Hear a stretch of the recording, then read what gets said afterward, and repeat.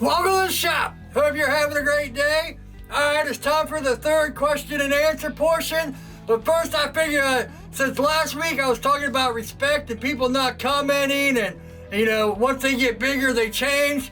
So I figured I'd point out some of my own faults because, man, when it comes to Instagram, TikTok, YouTube, all that, I got plenty of them. So I figured while I'm busting on everyone else, I might as well bust on myself for a video. Why not? Man, woo! If you watched Instagram today is what, Wednesday, I fixed the camera.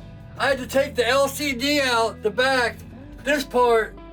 I have to wait for some glue for Sunday. It's not this camera, it's the other one. So I had to replace this. Not only was it broken, but it was showing up all like yellow and really tinty. And look at these little things. Look how small they are. So, and they're so flimsy. This is the broken one. They're so flimsy, trying to slide these ribbons into like the ribbon slot. Man, I thought I was losing it. I was like, man, I should have just sent this away. It probably would have been like $300 to fix. But, yeah, I did it. I finally, man, once it all clicked in, I just took my time. I got it, and I just gotta wait for the glue to get it to heal. So I did that. The lady came to clean the house today. The lady that helps with my mom. She cleans the shop every once a month or so. Even though you can't tell, I've just been... Hurricane Dave already came back through. But I got her to put on a welding mask and some gloves, and she held the door to the other heat treat oven. So I got that welded on today. And then I got this made, boom, and then I completely got cocky and totaled one, and then I tried to use one of the heat-treated blades and totally annihilated that. Yeah, today's Friday, so the new handle should be here. Alright, man, I can't wait to try the new blades out. I got 3 blades up on my website, which I'll put up in the cards. It's the first down in the description.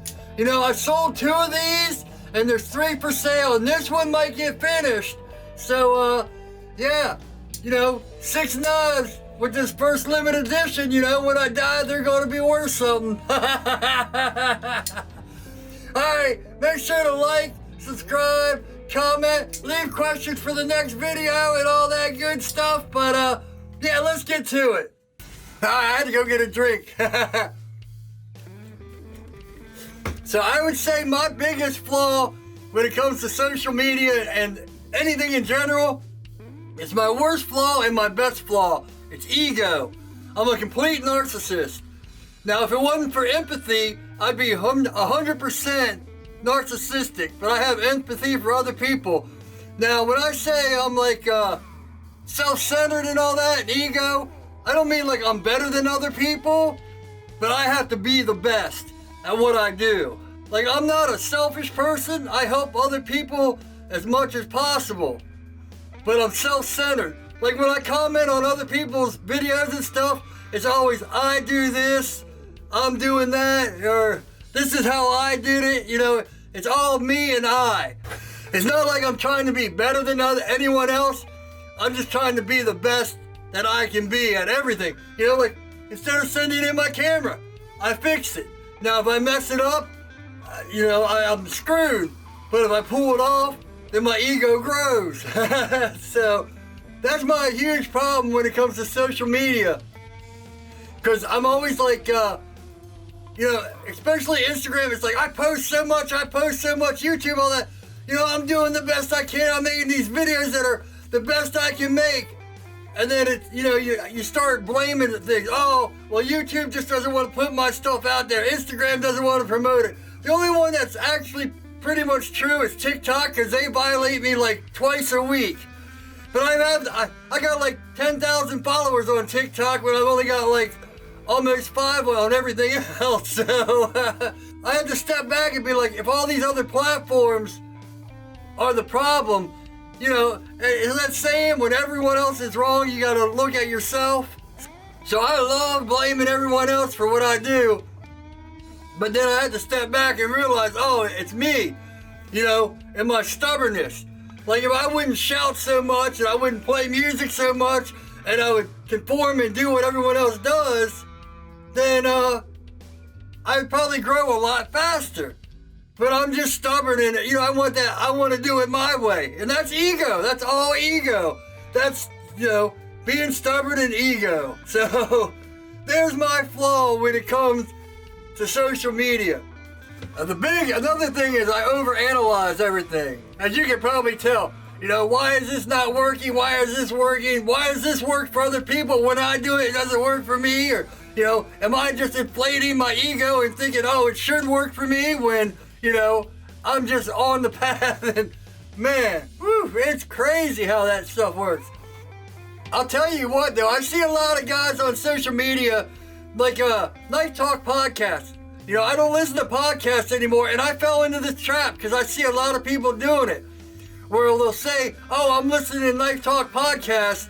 That way, Knife Talk podcast will, put you in their stories. Or you say another guy's name, oh man, this guy did great work. And then they put you in their feeds, and it's like, man, I started doing it. And, I'm just as guilty of it. It's like, man, I want people to see me and more people to see me. And I started doing it, and it's like, man, I don't really listen to podcasts. I mean, it's a good podcast, but I have the time to listen to it. But I'm only listening to it so I can say that I'm listening to it. And it's like, man, you got to step back and have integrity, man. It's a hard thing to do in social media, man. And that's a huge trap, giving up your integrity to follow the trend and be bigger. And I'm guilty as hell of that, And I have to stop myself and be like, look, you're doing this for a reason.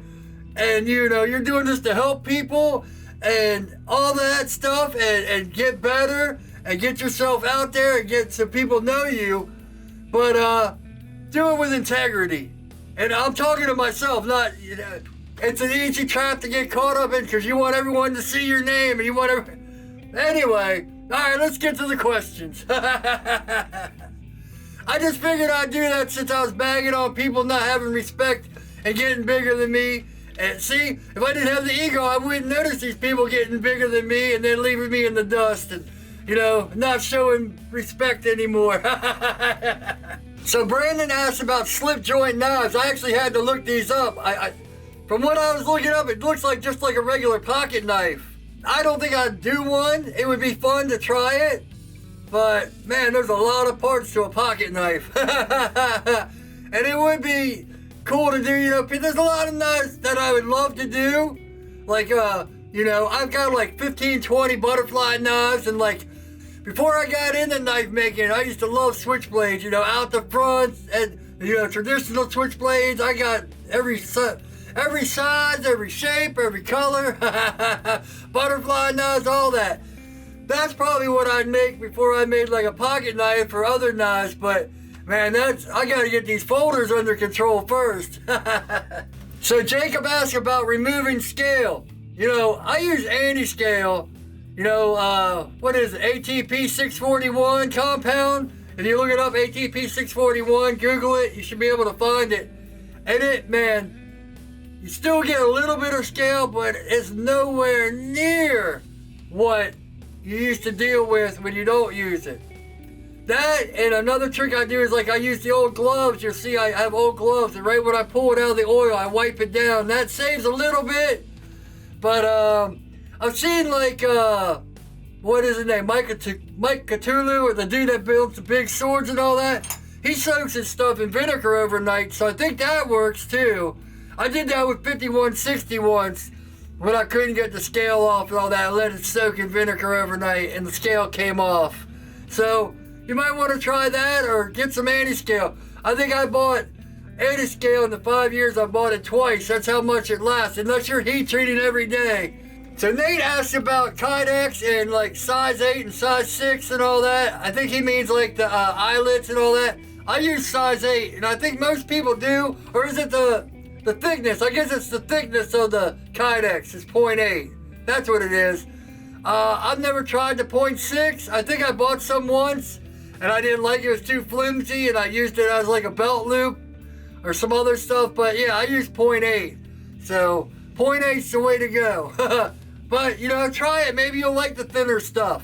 Everyone has a different preference when it comes to stuff, but yeah, I don't know. I use size 8.